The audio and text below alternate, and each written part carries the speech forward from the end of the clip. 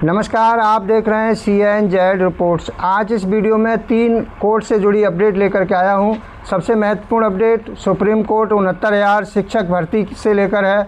दूसरी update Allahabad high court से जुड़ी हुई है और तीसरी अपडेट शिक्षा मित्रों से जुड़ी है। बस 4 से 5 मिनट में सूचना देने वाला हूँ। आपसे निवेदन है कि एक बार वीडियो को लाइक करके शेयर ज़रूर कीजिएगा ताकि सभी साथियों तक ये अपडेट पहुँचे। तो साथियों, कल जैसे कि 11 अगस्त 2026 को माननीय सुप्रीम कोर्ट में 69,000 शिक्षक भर्ती की सुनवाई हुई और सुनवाई में 2 नए जस्टिस के द्वारा ये केस सुना गया। इसमें सुप्रीम कोर्ट के जस्टिस ABN भट्टी और दूसरे जो जस्टिस हैं NB अंजारिया के द्वारा सुनवाई करते हुए ये कहा गया कि अब इस मैटर को हम ज़्यादा लंबा नहीं ले जा सकते, इसका अब लगातार सुनवाई होगी। तो इसकी जो अगली तारीख लगाई है 8, 9 और 10 सितंबर की तारीख लगी है। 3 दिन लगातार सुनवाई होगी और ये मामला निस्तारित होने के कगार पर आ चुका है। जैसे कि हमने पिछले वीडियो में कहा था कि 1-2 डेट में ये मैटर अब निपटने वाला है, क्योंकि नई शिक्षक भर्ती भी जल्द इसके बाद आएगी। तो देखिए, इसमें सुप्रीम कोर्ट के जो जस्टिस हैं, कोर्ट ने क्या कहा है सरकार के लिए, वो मैं थोड़ा सा बता देता हूँ। मेन हेडिंग, सरकार ने कहा कि अब जो पुरानी लिस्ट है वो सरकार ने जो लगाया है जो कुछ, वो नहीं चलेगा। अब नई तरह से लिस्ट बनानी पड़ेगी। उसके लिए सरकार के जो AOR हैं उनको बदल दिया गया है। अंकित गोयल को नया AOR नियुक्त किया गया है और अंकित गोयल को 2 हफ्ते का समय दिया है कि सरकार नई लिस्ट बनाए और 3 कैटेगरी बनाएगी। इसमें पहली कैटेगरी में कहा गया है कि जो आरक्षण से पीड़ित याची है अभ्यर्थी हैं उनको रखा जाएगा पहली सूची में, और दूसरी सूची होगी जो हाई कोर्ट में याची नहीं रहे हैं और सुप्रीम कोर्ट में याची हैं, उनकी सूची रहेगी। और तीसरी सूची रहेगी कि जो 13 अगस्त 2024 को इलाहाबाद लखनऊ की डबल बेंच ने आदेश दिया था, उससे जो प्रभावित लोग हैं, इसमें जो चयनित लोग हैं, जो प्रभावित लोग हैं, उनकी सूची होगी। देखिए, इसमें 3 सूची बनेंगी और 2 हफ्ते में श्रेणीवार ये सूची बना करके कोर्ट में सरकार को जमा करनी है। इस पर विशेष बात यह है कि इस सूची में शिक्षा मित्र भी याची IA के माध्यम से बने हुए हैं, लेकिन उनका कहीं पर भी इसमें जिक्र नहीं है।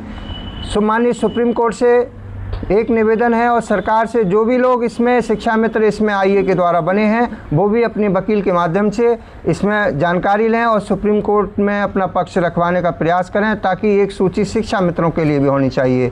क्योंकि ये भर्तियाँ, चाहे वो 68,500 भर्ती रही हो, चाहे 69,000 भर्ती रही हो, ये शिक्षा मित्रों की वजह से ही आई हैं भर्तियाँ। अगर शिक्षा मित्रों की नौकरी 2017 में ना गई होती तो ये इतनी बड़ी भर्तियाँ देखने को नहीं मिलती। और जो वर्तमान सरकार, योगी जी की सरकार कहती है कि जो पिछली सरकारों ने जो गलतियां की हैं, अब उसका शिक्षा मित्रों को खामियाजा भुगतना पड़ रहा है। तो सरकार से हम कहेंगे कि जब पिछली सरकार ने गलतियां की तो आपकी डबल इंजन की सरकार है, आप उन गलतियों को सुधार सकते थे। 9 से 10 साल का आपको समय मिला, आप सुधार कर दीजिए। दूसरी, अगर अभ्यर्थियों के लिए मैं कहूँगा, जो भी शिक्षक भर्ती 69,000 में है, 68,500 में नए अभ्यर्थी हैं, अगर शिक्षा मित्रों की नौकरी में जो पिछली सरकार ने गलती ना करी होती तो वो लोग आज 69,000 में 68,500 में चयनित होकर शिक्षक नहीं बन पाते, क्योंकि ना उनको लगाया गया होता सहायक अध्यापक पद पर, ना इतनी बड़ी भर्ती उनके हटने के बाद आज तक देखने को मिलती। भर्ती मिलती, लेकिन 10-15 हज़ार भर्तियाँ मिलती, उसमें इतनी बड़ी संख्या में BEd BTC वाले चयनित नहीं हो पाते। तो आप लोगों को चाहिए कि शिक्षा मित्रों को भी साथ लेके चलें, उनको भी नियमित करें, कोर्ट भी आदेश करे, सरकार भी उनको नियमित करे हाई कोर्ट के आदेश अनुसार। दूसरी सूचना, अभी कल एक आदेश आया है Allahabad high court single bench Irshad Ali ji की इरशाद अली जस्टिस हैं, उनकी बेंच से, सिंगल बेंच से एक आदेश आया है। जो विशिष्ट आवश्यकता वाले बच्चों को पढ़ाने के लिए संविदा शिक्षक नियुक्त हुए थे, इनको 6,000 रुपये मानदेय दिया जाता था, उन्होंने केस डाला है हाई कोर्ट की सिंगल बेंच में। तो सिंगल बेंच ने सरकार को निर्देश दिया है कि सरकार तत्काल इन पर निर्णय ले और इनको जो विशिष्ट शिक्षक लगाए गए थे, विशिष्ट बच्चों को पढ़ाने के लिए संविदा शिक्षक थे, उनको नियमित शिक्षक बनाए, शिक्षक के समान सभी सुविधाएं उनको दी जाएं। और तीसरी जानकारी हम आपको बता दें, अभी जो शिक्षा मित्रों की सुनवाई सुप्रीम कोर्ट में होनी है वो 27 अगस्त को होनी है, जिसमें टेट पार शिक्षा मित्रों के लिए महत्वपूर्ण सुनवाई है। और तीसरी और जानकारी शिक्षा मित्रों से जुड़ी ये है कि बहुत सारे शिक्षा मित्र कन्फ्यूजन में हैं कि जो जितेंद्र भारती के द्वारा केस चल रहा था हाई कोर्ट में, उसमें कोई भी अपडेट नहीं मिल रही है। तो देखिए, आपको बता दें, जितेंद्र भारती के नाम से जो केस था 29 मई को एक सुनवाई इलाहाबाद हाई कोर्ट में हुई थी, जिस पर 4 सप्ताह का समय सरकार को दिया गया था अपना जवाब दाखिल करने के लिए। और फिर उसकी सुनवाई 12 जुलाई, 14 जुलाई, 17 जुलाई को इलाहाबाद हाई कोर्ट की सिंगल बेंच में हो चुकी है।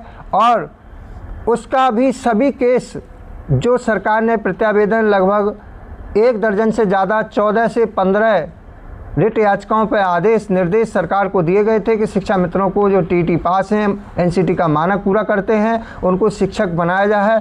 तो वो सारे प्रत्यावेदन सरकार ने लगभग निरस्त कर दिए हैं। और निरस्त करने के बाद उन प्रत्यावेदनों को जो निरस्त किए गए हैं दोबारा से उसी सिंगल बेंच में चैलेंज किया जा रहा है। बहुत सारे साथी शिक्षा मित्र निष्क्रिय हो गए हैं, घर बैठ गए हैं कि अब कुछ नहीं होगा। जो लोग उस टीम में जुड़े हुए हैं, आज भी कार्य चल रहा है। जितेंद्र भारती की जो 17 तारीख को सुनवाई लगी थी जुलाई में, उसमें 14 रिट याचिकाएँ टैग हो चुकी हैं। अभी एक रिट और टैग होगी, इसमें शायद 15 रिट होने के बाद इसकी सुनवाई डेट क्लियर हो जाएगी। और सभी पर सुनवाई के बाद जो ऑर्डर आएगा वो शिक्षा मित्रों के हित में आएगा, ये मुझे पूरा यकीन है। तो आप लोग निश्चिंत रहिए, जो जिस रिट के माध्यम से जुड़ा था उसको अपना कंटिन्यू रखिए। अगर आपका प्रत्यावेदन निरस्त हो चुका है तो रीफाइल करिए पुनः उसी बेंच में। अभी निर्देश हुआ था, हो सकता है कोर्ट आगे उस पर निर्णय अच्छा ले और आदेश सरकार को दे और सरकार मजबूर हो आपके लिए नियमित शिक्षक बनाने के लिए। तो देखिए साथियों, आज की वीडियो ये कोर्ट से जुड़ी थी। आपको वीडियो कैसी लगी, जानकारी अच्छी लगी तो लाइक करके शेयर करिए। अगले वीडियो मिलेंगे, तब तक के लिए सभी को नमस्कार।